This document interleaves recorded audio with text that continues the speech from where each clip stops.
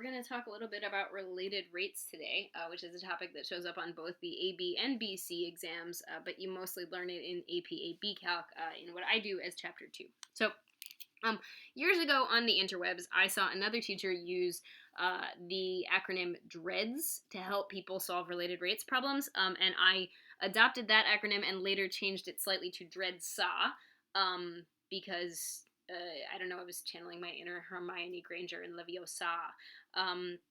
Anyway, not really, but because the A stands for answer the blasted question. So let's walk through when something is a problem with related rates. You can usually spot it because it is a problem that asks you to, in some way, relate to rates. I kid you not, it's named accurately. So the way we solve or approach a related rates problem is easiest to sum up if we use DREADSA.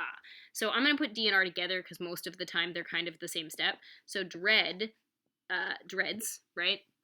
But I added an A. Okay, so the D and R stand for a diagram and rates. Okay, so basically you want to draw and label the situation, and sometimes you skip this step because it's a problem that doesn't have a very drawable situation, but most of the time we're talking about something like a ladder sliding down a building, which is a situation you can draw as a triangle. The E stands for an equation, right? So you want an equation that relates the variables. So relates the variables that you know and that you need to know and all that stuff. The next D is for derive. So you're going to derive your equation, usually with respect to time.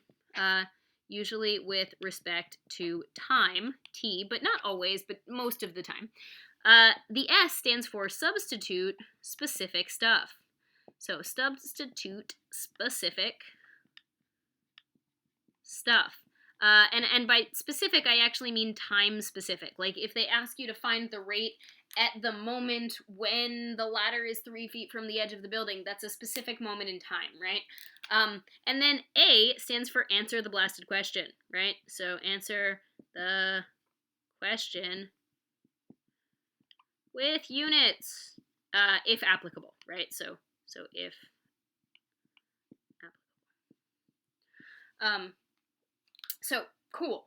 That's the way we want to approach related rates problems. So normally I'd end a video after just one little quick intro. What I'm going to do is do a single example that walks us through those steps. I probably should have written them off to the side so that I could do the example right next to the steps. But I'm going to try. We're going to do a fairly basic problem. Another thing to note about this, the E step, the equation, most of the time they're pretty familiar equations that you've seen before, or the equations given to you. So it's something like Pythagorean theorem or something else similarly friendly. Okay, so let's do a ladder problem, which is sort of a classic related rates problem. So a 13-foot ladder is leaning against a wall. If the top of the ladder slips down the wall at a rate of 2 feet per second, how fast will the foot be moving away from the wall when the top is 5 feet above the ground? Okay, so just to clear up a thing about related rates, it's sort of like all of this stuff is a video. It's stuff that's changing, right? It's an ongoing change. And then this is a snapshot, right? So these two are talking about like a snapshot moment. You're taking a picture, right? So these are ongoing values that are changing, right? So sorry, this way. So the whole dread section, you're talking about values that are changing, that are variables. But then when you get to the substitution and the answer, you're plugging in values for a specific moment in time. So it's like you're taking a picture. Okay. So here's what I'm going to draw, right? I'm going to start by drawing. I have this wall and I have a ladder. You can assume that the ground is perpendicular to the wall, unless you are specifically told that it's not. Okay, so I have this ladder. Now what I can label on my diagram is I can label things that are not changing as numbers. One thing that's not changing is the length of my ladder, right? The ladder is 13 feet long and that's not changing. But unfortunately, the height of the ladder up on the building, right, this is the top of the ladder's sliding away from the base of the building, so the ladder's sliding down. That means this quantity is changing. So I'm going to use H for that height. You could also use Y, that's fine, right? And I'm going to use B for how fast the base is sliding, right? Now what that means, so B is this measurement from the wall to the base of the ladder, and H is the measurement from the ground to the top of the ladder. So on my diagram, there's also rates. This arrow that's moving, right, it would be the rate of change of B, so dB, with respect to time, dt. And down here, right, so the height is actually moving down also, or is changing, it'll be dH dt. Now, I know how fast the height is changing. I was told that the top of the ladder is sliding down at a rate of 2 feet per second. Yeah. So dHdt is a negative 2 feet per second. It's not just because it's down. It's because dHdt means how is h changing as time changes. Since h is shrinking, because h is the height from the bottom to the top, from the bottom of the ground to the top of the ladder, h is shrinking, so dHdt should be negative, right? If h is getting smaller as a quantity, then dHdt should be negative.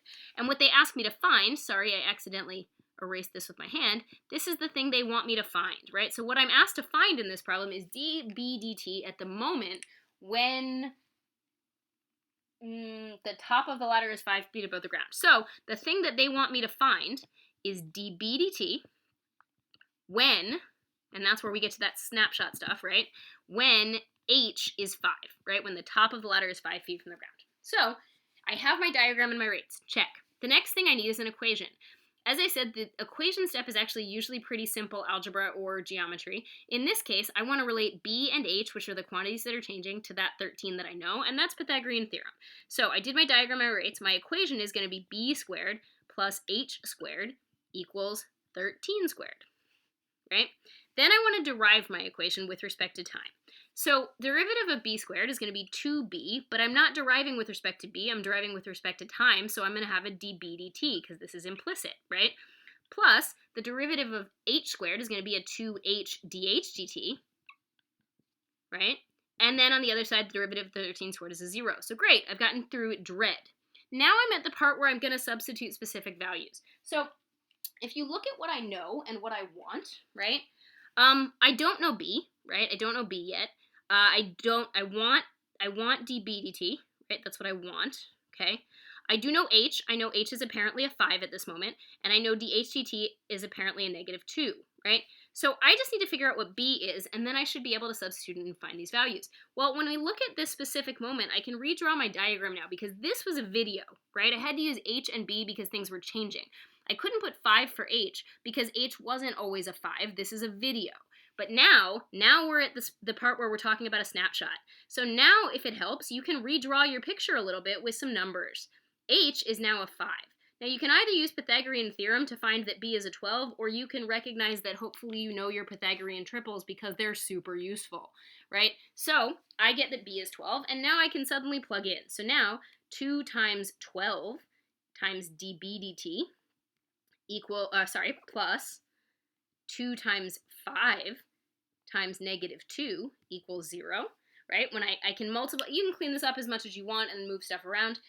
This ends up being a negative 20, and I add it over. So I end up getting that dB dt is a negative 20 on top of a 24, right? Which you're probably going to cancel some 4s out of that, right? And you're going to get a negative 5/6.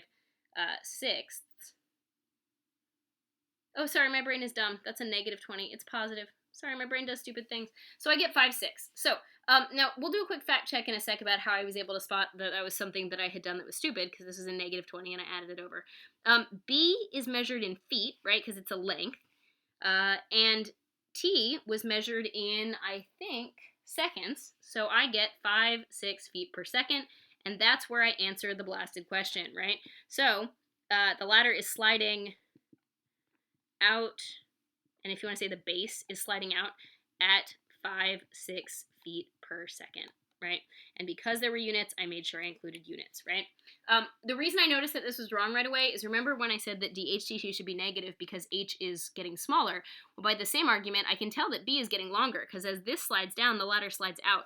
So when I got a negative, that would have implied b was shrinking, and I knew that that was wrong, which is why I had that, oh, I can't add or multiply or whatever moment. Okay. Anyway, that's the first related rates problem.